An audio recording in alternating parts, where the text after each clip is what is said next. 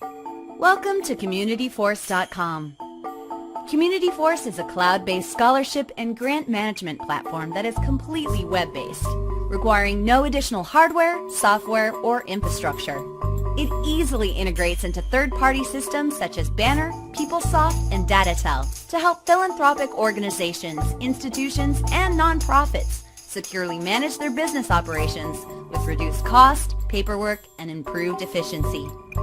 Get out from under bulky and inefficient management systems and get back to what you do best, giving. CommunityForce is based on 3 dashboards. There's the applicant dashboard, which is the application. The second dashboard we'll take a look at is the administrative dashboard. And then the final dashboard we'll take a look at is the actual committee or reviewer dashboard. Now this is the first page that an applicant's going to be taken to when they click to apply online. When an applicant clicks on the link on your website to get to the application, they'll be taken to the landing page for that application, which again is the cover page information. Once they've reviewed that information, they'll click to continue with the application. They'll be taken to the login screen. You can customize everything, again, even down to the instructions on the login screen. If they've logged in before, they'll be taken directly to the application. This is an application that we've logged in before, and the reason why I point that out is we also have the option to use what are called pre-qualification questions. And what that essentially is going to do is it's going to provide that first gate to say, here's the basic qualifications. Do you meet them? Yes or no? If not, no need to fill out the application. If yes, here's the application to fill out. This is what a sample application would look like. A few things to note: they can come in after they've submitted their application and see what their application status is, whether it's under committee review, awarded, denied. They also have the ability to view matching scholarships, and this is where we're going to list the different scholarships that you have in there. These sections are by no means, again, written in stone. You can have as many sections as you'd like, as few sections as you like, and that's all going to depend on your application. Here's an example of what a section would actually look like. You see all the questions within that section. They can be text-based, they can be dates, they can be radio buttons, phone numbers, email addresses, drop-down menus, checkboxes, file uploads for uploading transcripts or any documentation you might require, essay boxes, pretty much any type of question you'd like. You can provide help information for each of the questions. You can mark certain questions as required. You can mark certain questions as blocked from the committee review application so that once you assign it to the committee, even though the applicant sees it and they have to fill in the information, the committee doesn't, so any private or sensitive information can be safeguarded in that way. And all the questions are also built on what's called conditional logic. Just as an example, for ethnicity, if you select other, we would set it so that a question pops up asking to describe what you mean by other for ethnicity. The reason why I point this out is that it really makes the application one in which it's dynamic to the point where it will customize itself for the applicant. So as I fill out information, if it triggers, hey, you went to this school and we need certain information about that specific school, provide me that additional information, those questions would pop up and it would customize itself for me. Whereas if I didn't attend that school, you don't want to ask me those questions because they don't pertain to me. You can mark certain sections as nominatable. Any section that's marked as nominatable can be assigned to a third party to complete using this nominate feature. You'd select the section, provide the nominee's name and email address, and click to nominate. So what this would do is you would mark that nomination, essentially as a required nomination, and the applicant would have to provide that reference to you on the online system. Otherwise, they wouldn't be able to submit their application. One final thing that I want to show you about the application itself is I had mentioned to you that I cannot actually submit the application until everything reads 100% complete. That in a nutshell is the applicant dashboard. I'm going to log out and I'll log in for you as an administrator now. And this is the first thing that you would see on your administrative dashboard. This is going to be a list of all of your active applications.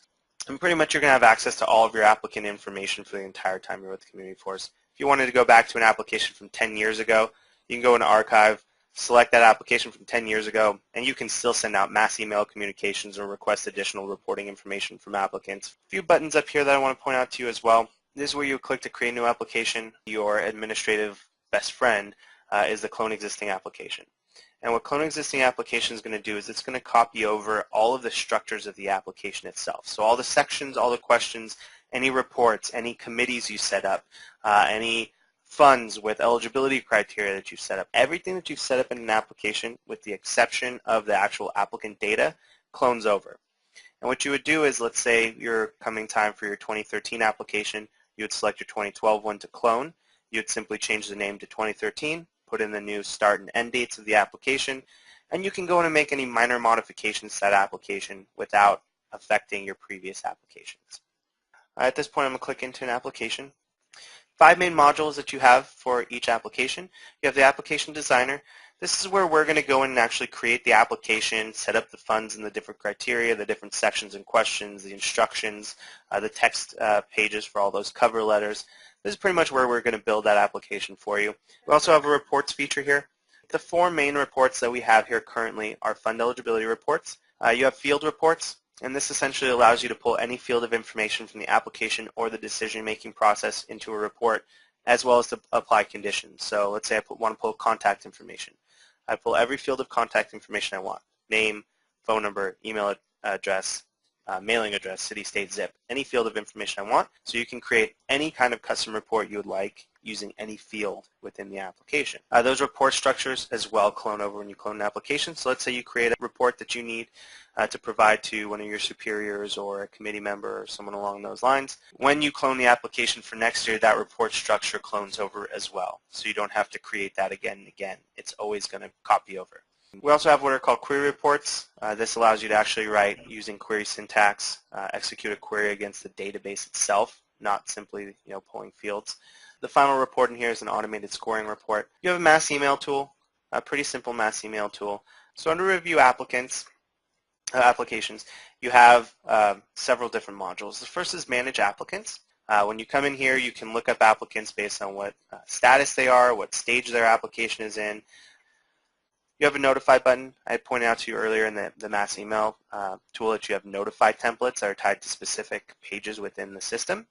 You can, of course, generate PDFs of applications individually, in groups. You can delete applications out of the system here. You can sort them based on names, email address, login date, status, stage. And finally, you can actually go into the application itself. You can simply click on their name. You would see their actual application. You can go into the application and see what they answered, how they answered it, and be able to help them. You have your review for completeness module here. This is where, once applications are submitted, you'll be able to review them to make sure that they're complete and that they've answered all the information. This is pretty much where you're going to manage your intake. You can click to view an application. You'll have access to any attachments that they've provided. You can view the application below. You can change what stage they're in. You can provide comments. You can build a custom checklist for yourself. So if there's a few things that you know that you check through when you're reviewing them during the intake process, such as, did we receive the current transcript? Is the academic info complete? The next thing that we'll touch on is the actual scoring portion, one of which is automated scoring. That can be set up for anything, any field of information that you require. So what we would do during your implementation process is we'd take a look at that rubric that you use to actually make those decisions. Manage the committee review. This is where you're going to actually set up the different committees. In your case, there would be one committee. You would come in here, assign the committee members to that one committee. This is also where you're going to assign actual applications to the committees. This essentially is where you're going to go and say, okay, I'm going to take my top 50 or all 60 applications, and I'm going to assign them to the committee. But that's how you'll determine who the committee is actually going to be reviewing, so you have control of that as well. This is where you would assign reports that you've created to them. This is where you could assign documents for them to review. This is where you would manage the calendar, and this is where you would schedule those interviews for them. And that, in a nutshell, is how you would manage the review of the applications. The nice part about CommunityForce is that what we're going to do is we're going to set up the review process the way that you have it now. But you also have control of that. So as time goes on, if you want to make one change here or there to the way that your process is run to make it more efficient each year, you can go in each year and make one slight change to how you're doing it. It's going to grow and evolve as you change your process to utilize the tools that we're providing you. At this point, I'm going to log out, and I'm going to log in as a committee member to show you how their review process works. So this is the first thing that a committee member would see. It's a list of all the applications that they're actually reviewing on. Once they've clicked on the application, they have access to several different things. One's a committee recommendation. This is where they're actually going to go in and review an application. The others are the scholarship funds module, where they can review the actual fund information. So when you put in who the donor is, what the amount is, what the description is, they can see any reports that you've assigned to them, they can see any documents you've assigned to them, and they can see the committee calendar. One thing to note as well, all of these modules can be controlled by you, whether they are turned on or off. They'll see what % complete their individual review is. Once they've answered all of them, of course, they'll show 100%. And then finally, they can see the total points that they've given to an applicant, and they can, again, sort by that as well. Where they're going to actually do their review for an individual applicant is here under Review, Edit, Review. So once the committee member actually clicks on an applicant to provide their review, they're shown the applicant name. They can see all the funds that they qualify for. If in the future you provide separate eligibility criteria, they would see just the ones that this applicant qualifies for. They can provide committee comments. And then below, what they're going to see is the application on the right-hand side of the screen and the review rubric on the left-hand side of the screen. And finally, at the bottom, they would see any attachments. They can review this information, and they come to their rating, and it says, on a scale of 1 to 10, rate the transcripts. Scroll down, view the transcripts, determine what I want to rate them, give them a score. Then they move on to the next question. Scale of 1 to 10, write the financial information. They come to the application, scroll through the financial information, provide their rating. And they just work down this scoring rubric that you have right here. As simple as, what am I asked to review? Review, provide my score. And they can move on to the next applicant. And that pretty much is the committee review dashboard. I'm going to log out, and I'll log back as administrator, and I'll show you how you process the automated scoring and the committee review to determine who's going to receive which scholarships. And that's in this final module, Manage Awards. When I click into Manage Awards, I see 3 different tools. One is to actually select the awardees by applicant. One is to award the actual scholarships once you've selected the awardees. And then the third is to manage the renewal information if you do end up doing renewable scholarships. But what you're going to do is click here on Select Awardees by Applicant, and you're going to see a list of all the applicants. You're going to see their names. You'd see what their total committee member points were, as well as what the average points are, and this is going to include the automated scoring portion as well. What this dashboard shows you is here's all my applicants, and I can sort them by totals or average. If you want to drill in and get more information, click on View, Edit, Review. You're going to see each committee member in their own row. You would see what they answered for each of the different review questions. You'd be able to see their comments, see the total points they gave, so you can actually compare the different committee members' rankings. You can also see the automated scoring component down here as well, so you'd see what points they got for which answer. You can also award them under this screen, and you can see again what their total and their average score was down here as well. Once you've actually determined who's awarded, you're going to come here to award scholarships. You'll see a list of all the applicants you marked as awarded. You can go into each applicant. You're going to see their name. You're going to see their final status as awarded. You can provide comments. You would see what funds they're eligible for. And what you're going to do is to actually click Award Fund to award a specific fund. A few things you're going to see when you do this. You'll see a list of all the funds you have in the system. You have 7 funds. You'll see a list of all 7. You can select which one you want to award them. When you select that, you're going to see how much was originally allocated for this fund. You're going to see how much is available.